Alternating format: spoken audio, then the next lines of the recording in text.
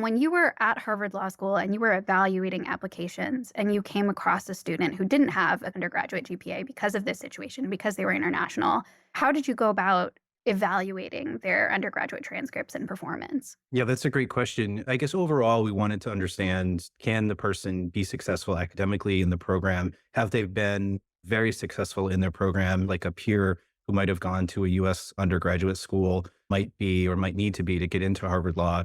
And so have they really strived and shown a lot of academic success and talent in addition to just being able to do the work?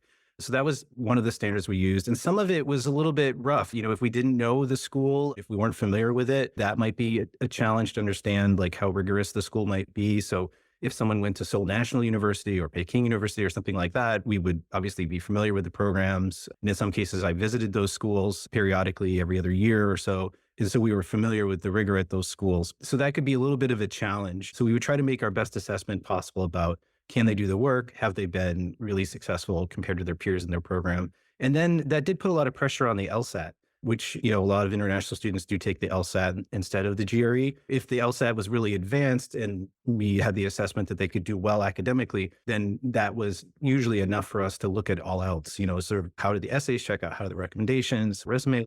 Some of it was trying to be familiar with the programs as best we could and to really just assess how successful they'd be.